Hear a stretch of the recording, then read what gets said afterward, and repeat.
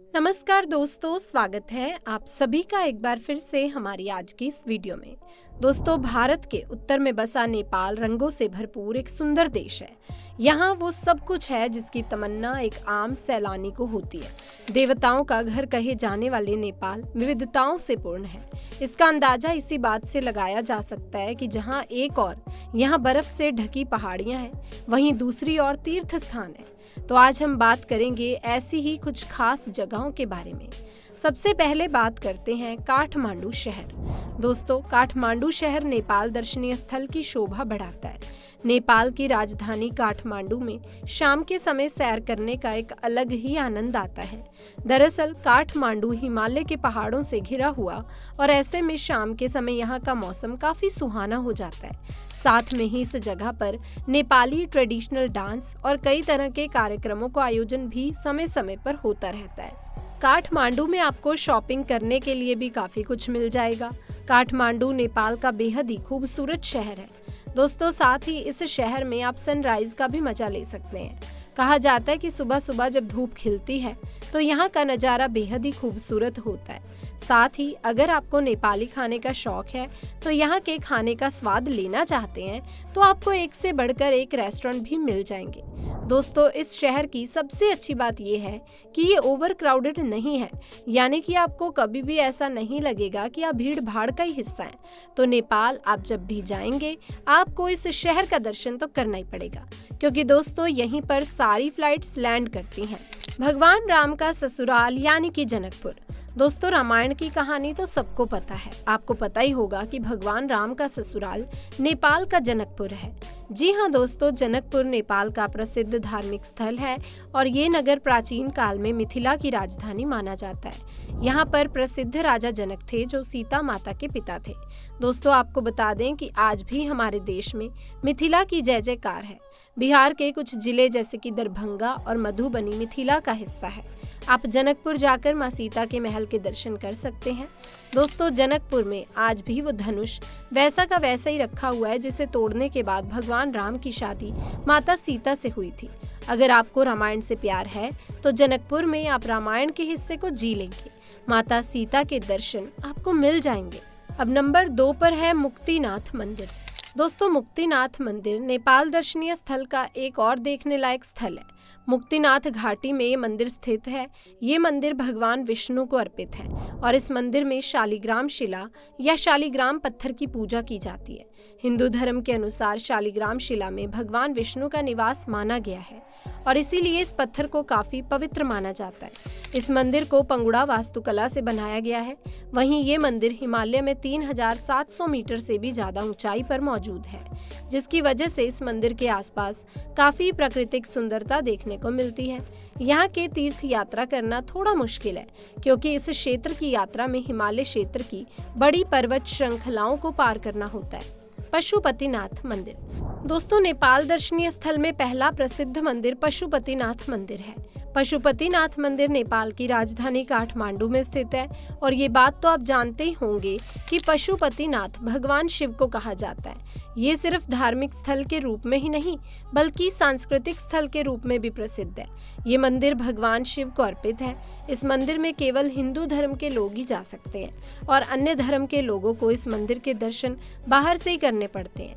ये मंदिर बागमती नदी के किनारे बना हुआ है। इस मंदिर के आसपास काफी सुंदर माहौल देखने को मिलता है और शिवरात्रि के दिन इस मंदिर में पर्व का आयोजन किया जाता है।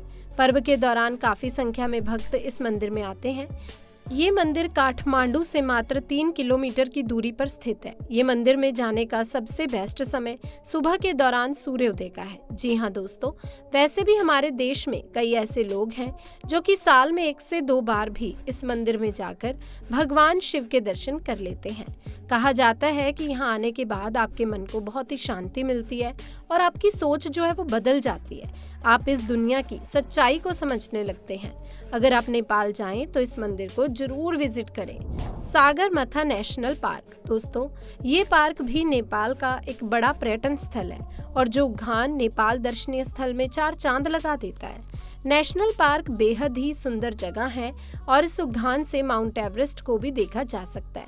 जो लोग माउंट एवरेस्ट नहीं जा सकते वे लोग सागरमाथा राष्ट्रीय उद्यान से माउंट एवरेस्ट को देख सकते हैं। इस पार्क में आपको कई तरह के पक्षी और जानवर देखने को मिल जाएंगे। इस पार्क को प्राकृतिक विश्व धरोहर स्थल का दर्जा भी प्राप्त है। वाकई में ये बहुत ही खूबसूरत जगह है और इस जगह पर जाकर आपको बहुत मजा आने वाला है। वैसे भी दोस्तों, जो भी नेपाल के दर्शन करने निकलते हैं वो सागरमाथा नेशनल पार्क तो आते ही आते हैं, आप भी जरूर जाइएगा। अब नेक्स्ट पर बात करते हैं पोखरा। दोस्तों, पोखरा नेपाली दर्शन स्थल का एक और प्रसिद्ध दर्शन स्थल है। पोखरा शहर के पास ही फेवा झील स्थित है और झील के चारों ओर काफी सुंदर और शांत वातावरण है। जो भी लोग नेपाल घूमने के लिए जाते हैं वो पोखरा जरूर जाते हैं। पोखरा नेपाल का दूसरा सबसे फेमस शहर है और इस जगह पर झील के अलावा कई सारे मंदिर भी हैं। साथ ही यहाँ की शाम बहुत ही खूबसूरत मानी जाती है। तभी कहा जाता है कि अगर आप नेपाल गए तो एक शाम आप पोखरा के लिए भी रख लीजिए। जी हाँ, यहाँ आपको नेपाल की ट्रेडिशनल लाइफस्टाइल देखने को मिल जाती है। यहाँ के होटल में रहने से लेकर यहाँ का खाना पीना सब नेपाली स्टाइल का है। यहाँ आप नेपाल को जी लेंगे। अब बात करते हैं लुम्बिनी। दोस्तों, गौतम बुद्ध की जन्म स्थली लुम्बिनी दुनिया भर के बौद्ध अनुयायियों का तीर्थ स्थल है। ये स्थान भारत नेपाल सीमा से कुछ ही दूरी पर स्थित है। रुमेनो देही गांव के लुम्बिनी गांव है। सम्राट अशोक के स्मारक स्तंभ के लिए जाने जाने वाला ये स्थल यूनेस्को की विश्व विरासत सूची में शामिल है। सम्राट अशोक ने इसे अपनी नेपाल यात्रा की स्मृति में बनवाया था। यहाँ का प्रमुख आकर्षण केंद्र 8 वर्ग किलोमीटर में फैला हुआ है। इसके अलावा माया देवी मंदिर में भी तीर्थ यात्रियों के बीच खासा लोकप्रिय है। इसमें गौतम बुद्ध की मां माया देवी की मूर्ति है। माया देवी इस मूर्ति में गौतम बुद्ध को जन्म देती हुई दिखाई गई हैं। कहा जाता है कि यहाँ आकर आप जो भी मन्नत मांगते हैं वो पूरी जरूर होती है और शायद यही वजह है कि लुम्बिनी में भारी संख्या में लोगों की भीड़ उमड़ती है। अब बात करते हैं देवघाट धाम। दोस्तों, देवघाट धाम भी नेपाल के प्रमुख पर्यटन स्थल में से एक है। देवघाट धाम काली गंडकी और त्रिशूली नदियों के संगम पर स्थित है। मकर संक्रांति के दौरान हिंदू धर्म के अनुयायी बड़ी संख्या में यहाँ आते हैं। इस दिन श्रद्धालु पवित्र नदी में डुबकी लगाते हैं। इसके अलावा यहाँ पर घूमने लायक कई ऐतिहासिक स्थल भी हैं। दोस्तों, यदि आपकी इच्छा कम पैसे में विदेश घूमने की है तो आप नेपाल जा सकते हैं। नेपाल में जाना बिल्कुल अपने देश में घूमने जैसा ही है। इस देश में कई सारे हिंदू मंदिर हैं।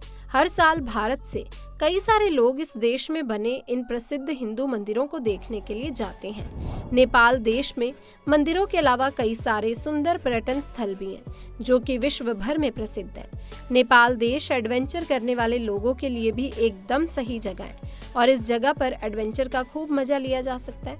आप अपनी छुट्टियों के दौरान इस देश में जाने का विचार कर सकते हैं।